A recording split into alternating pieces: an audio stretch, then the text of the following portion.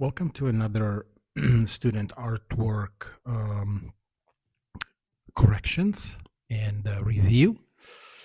Students are submitting their artwork, and I'm just giving tips and tricks on what they're asking. So, this particular student is asking, I need help. So, I have been an artist for a while, but I have always struggled with things like the texture of a grass and the sky, especially if there are clouds. I'm working on a commission and it has grass that I just seem not to get right. And I'm also looking for tips on how to make the gravel driveway look better. So I'm starting here with the gravel driveway because I want to show something.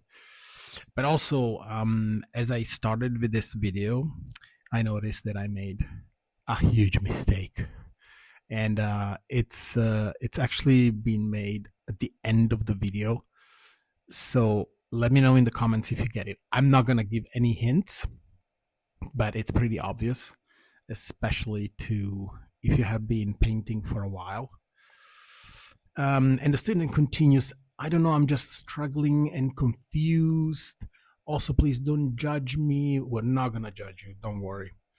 But let's take a look at this painting. So I'm trying to like paint the main things that are there, like the poles. And let's talk about the driveway. So this watercolor that you see here on the left is by a very good painter. And as you can see, this is a gravel driveway. And I would say there is no trick to it. It's a gravel driveway. It does not really allow you to do a lot of different things. It's just going to be white, like in this other painting. It's very difficult to render anything in a gravel driveway. The only thing that sticks out in a gravel driveway is a little bit of grass. If you can, like in this case here, this other painting, this is actually gorgeous. But the only thing you can do is put a little bit of grass that's kind of growing into it. So let's keep painting, and let's. I'm still gonna start painting the trees in the background. You can see the original photo on the top. The trees are really not showing a lot. It's just like a background thing, and so I'm gonna use this really warm brown to make a shape like the trees, but then we're gonna finish them later on a little bit better. Um, so the grass also, there's no big trick to it. Just try not to make it all flat. So I'm using some colors here, but the green is not going to be all the same. So I'm just trying to give it a little bit of texture, but there is no magic to it. It's just you have to learn how to use colors, even though they're flat surfaces. At least this is what it looks to you as a flat surface, but really there are different shades and everything. But most importantly, there's going to be shadows from objects on those flat surfaces, like this silo, for example. That's just a flat surface, but really it's not. Okay, let's talk about the sky.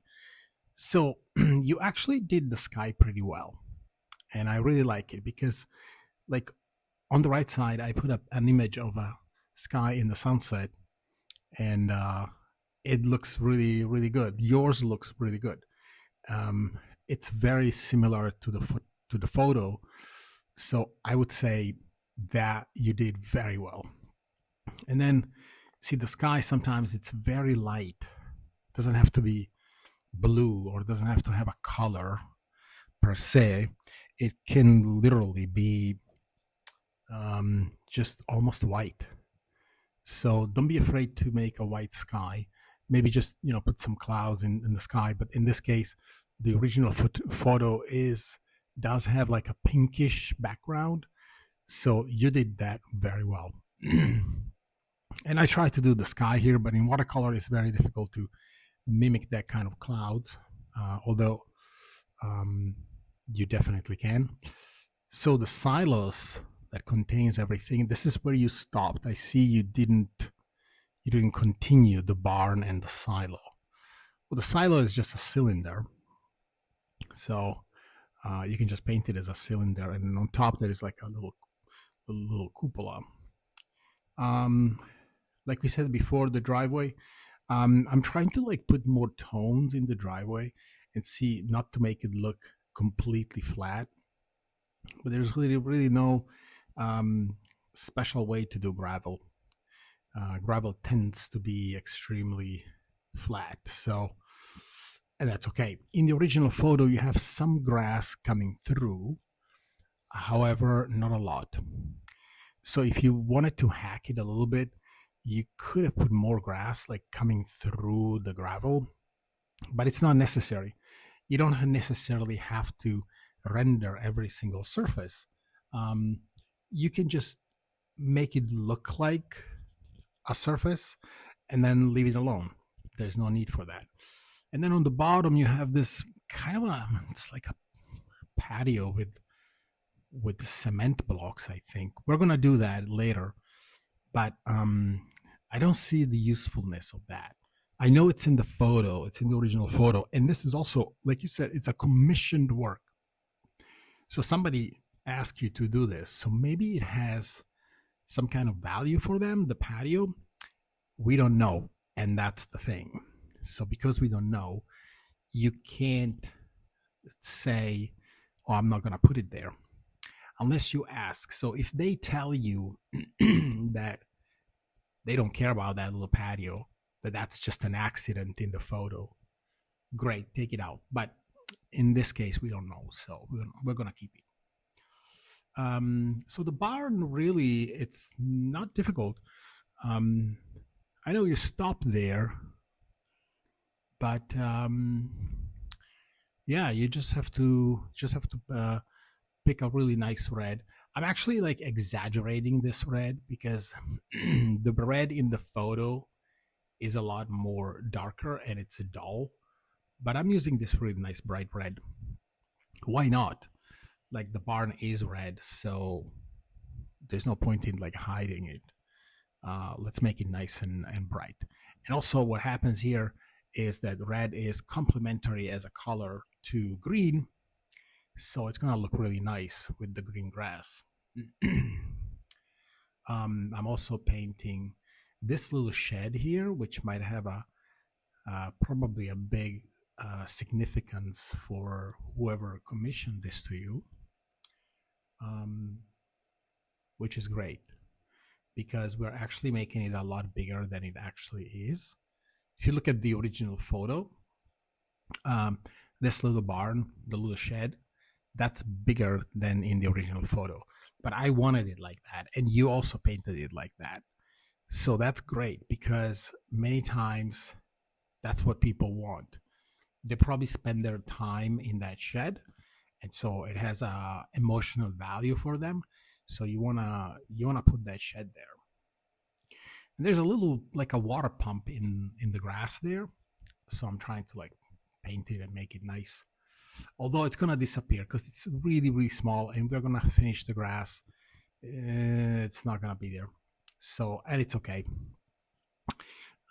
You're gonna be able to see it a little bit towards the end. And I'm applying some shadows here because this silo, it's made of metal probably, but we're gonna put some shadows because it's like pieces of metal put together, so it's gonna have some shadows. Although I should have probably used like um, a, a smaller paintbrush. And I want you to notice that the higher you go, this is perspective, the more round these rings are going to be. See, the higher they are, the rounder they are. And then towards the bottom, they're almost flat. And there's a purpose for this because the perspective calls for that. If you take a cylinder and you place it somewhere, and then you look at it from the bottom, the part on the top is going to be very round, and as you go towards the bottom, they're going to be flat because they're going to be at your eye level, and everything that's at your eye level is going to be flat. So that's a good trick there. Let's put some shadows here. Um, at this point, you might start to notice the mistake, but I'm not going to tell you. So just keep watching. Okay. I really like this, and I'm going to define the barn a little bit more. I'm going to put a shadow underneath the roof, which it does have a shadow on the original photo, but even if it doesn't, you can still do it because there is going to be a shadow. This photo, because it's at sunset or maybe it's early morning, I don't know, but the photo doesn't have a lot of shadows, which is kind of a bummer because if you don't have a lot of shadows, stuff is not going to look good. It's better to have like really good, strong shadows. But unfortunately, this photo doesn't have it. So we're going to pretend like there is shadows. I'm putting some doors here. And I'm just making sure that the shape of the barn is taken care of. And then we have this light pole with some wires on top. I'm making sure that it's nice and straight and tall, like it should be, and that it looks good there. And then, of course, we are gonna do this little shed. I don't know what this shed is. It's you can't really tell in the in the um, in the original picture, and that's okay. It's part of the barn probably. And yeah, let's finish it a little bit more. I'm using some more of that green to make sure I have the contours here. This doesn't have to be perfect, but you kind of wanna put some shadows here, so it looks like the little shed is actually sitting on that grass, and then some shadow down here. Um, underneath the silo, of course, a little bit. And I think the silo should have been in the background. There is a little street in front of it. I just didn't see it. So, but yeah, use like really dark black to do details here, because it's the pole, and basically on top of the pole there's these electrical items. I don't know how to call them, but basically there is electrical stuff up there, and so it has to look against the sky. It always looks like very defined and sharp. We're also gonna draw this little tree here. There are just branches. This is probably in winter somewhere, and they're just branches that are like hanging from the corner, and it's very nice because what it does, it brings the perspective towards us. So we're basically like, where are we? Well, we're standing here. Oh, and there is a tree here, and so we know we have our place in the painting. And that's kind of important because a lot of times um, the scene is too open, and you don't know where you're standing. But in this case, you kind of know you're standing there, and there is a tree from the corner, so you kind of know where you are. And I'm trying to do these branches as nice as possible. It's kind of difficult, but you have to understand that branches, they are not always round. So some people have this habit of drawing branches as something that's round. They go straight, and then suddenly they change direction and they go straight again. So they can be a little round. They can make an arch, but then suddenly change direction and go the other way. And that's really the nature of every single branch on trees. So make sure to keep that in mind when you're doing trees with no leaves and branches that are just hanging around.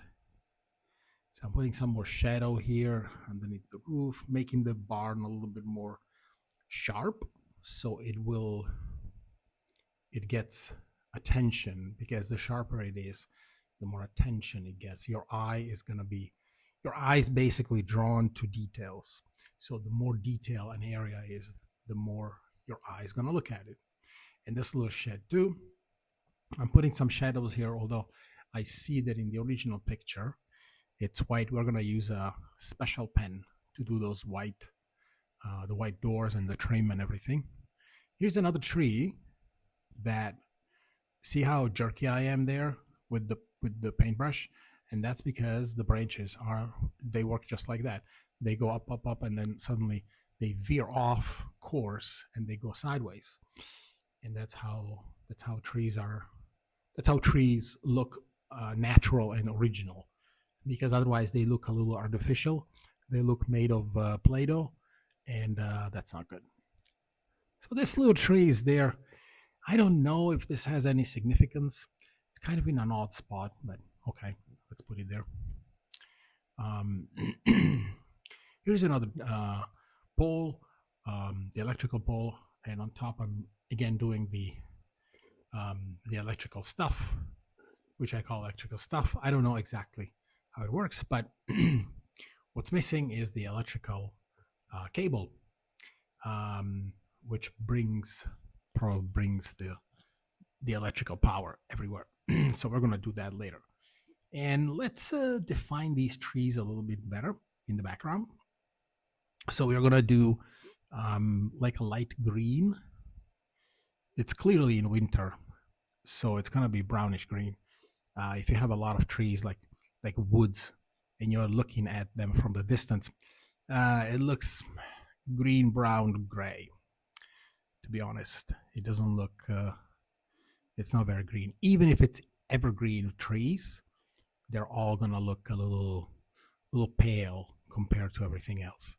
And that's just the nature of trees in winter. In the background, I am actually doing the trees here, although I could have done a wash and then left the trees unpainted.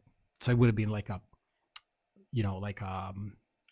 like just with a bigger brush, like a wash of like a grayish brownish green, and it would have worked.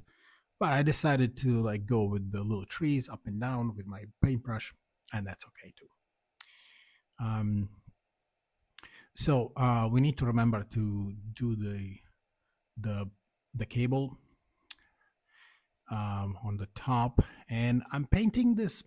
This is very hard to see. There's something there in this, on this lawn, and there's something on the right which I didn't do, but they're really like distracting pieces.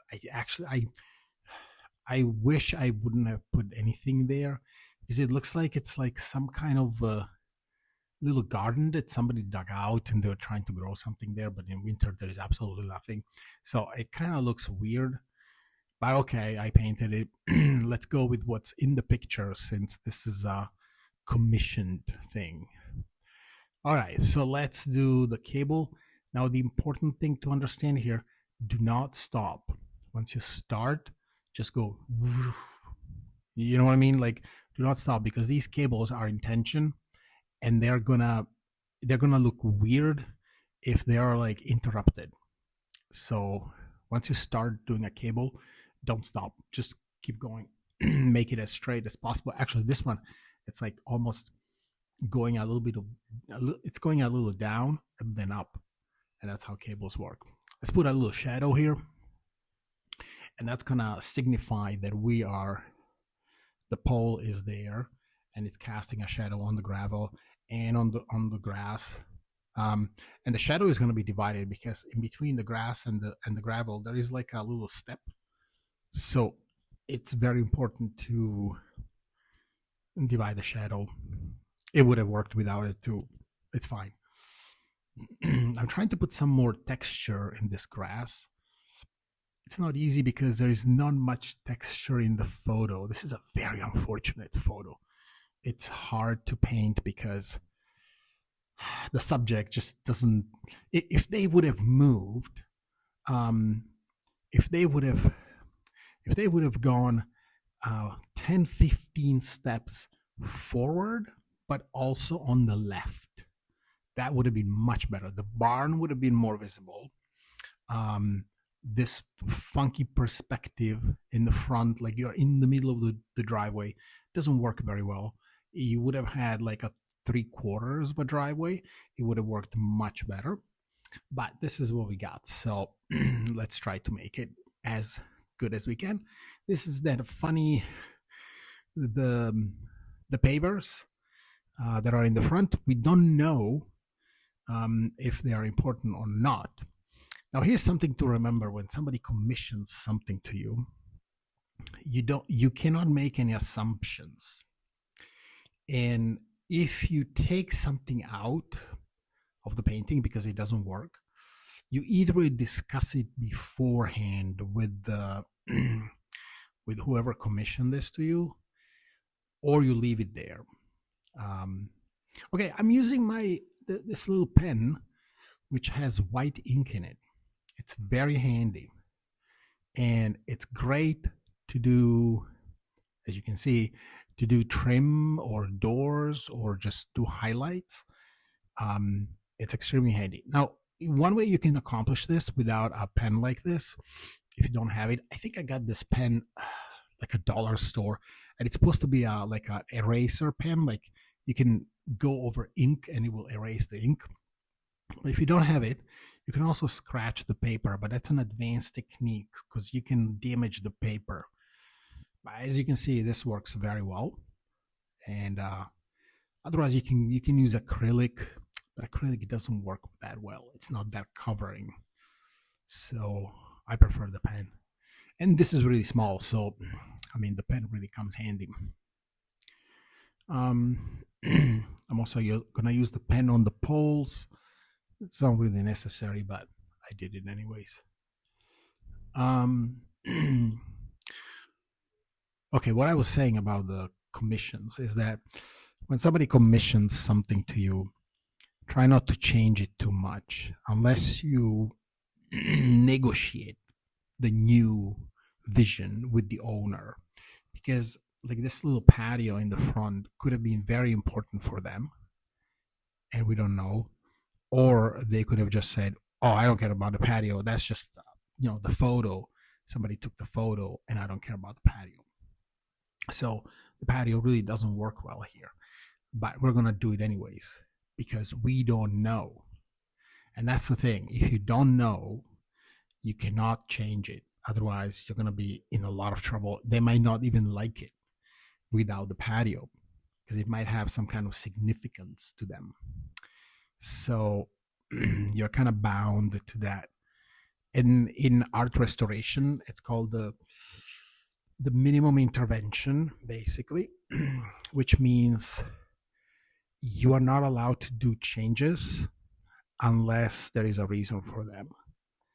And you're trying to do the minimum amount of changes and to leave things that are there that you might think they're not important, but they might be very important for whoever commissioned this thing. So leave it alone, don't change it, and you're going to be fine. Unless it's something really terrible, you discuss it before. I also made this funky tree. There's a tree sticking out from the photo, and I'm finishing the trees here. But the big tree that's sticking out, I wish I would have. See, that's a mistake, I think. Well, it's not a mistake, but I would have changed now that I'm watching this, and I would have either way made the tree bigger or take it out completely. And I don't know. See, if the tree was significant for the person that commissioned this, I would have made the tree bigger and the branches bigger. But if the tree was like, oh no, it was just there in the photo, take it out, I would have taken it out because it would have opened the scene completely. And what you could do, if somebody commissions you something, you feel free to change it. Like do a bunch of sketches and show them the same thing from a different perspective. You don't have to go to that place to change perspective. You know where things are. You could just like shift yourself into a different perspective. And now you know exactly where things are. So that's also another thing to think about. And let's define this quirky patio here. I'm using a very small brush, and I'm trying to do the the pavers here so that it looks like they're in perspective. Although I don't even know if those are pavers. I don't know what it is, but um, let's make it look like, okay, there is something there. And yeah, a little small brush with black will definitely do, or dark brown. I don't want to overwork it because I don't want that to be very visible. I just want it to be there, so people are going to be like, "Oh yeah, that's my patio or whatever." But really, this focal point of this painting is that little shed in the middle. Not even the barn. The shed is really the focal point, which I very much like because it's a really cute shed. So that is perfect. It works for me. And let's define things a little bit more. I'm adding some more shadows here because I really like it. When you add shadows to something that's sitting somewhere, it pops out. Basically, it's more visible, um, as opposed to being just blending in the background, which is good. And as you can notice, that little water pump um, kind of disappeared. Okay, guess my mistake. Put it in the comments. And I'm not going to tell you what the mistake was. I want you to find it. Now it's really like clearly visible. And I made this mistake while I was painting this without realizing it. So it's really like big. It's sitting right there. But I'm not going to tell you what it is. If you put it in the comments, I'll reply to it and I'll tell you if you're right or if you're wrong. But it's pretty obvious. Anyways, it's fun. Okay, so this is the finished thing. I think you did a pretty good job. Actually, you put more details in this than I did. Also, I did it vertical. It was supposed to be horizontal. That's all right. I'm not too concerned about it, and it's another lesson. Like you can definitely make something that's horizontal. You can make it vertical, and nobody will even notice. Like this, what I painted, it kind of looks like the picture, the original picture. So you can totally flip things around from horizontal to vertical and vice versa. Anyways, I hope you had fun, and see you in the next one. Like and subscribe.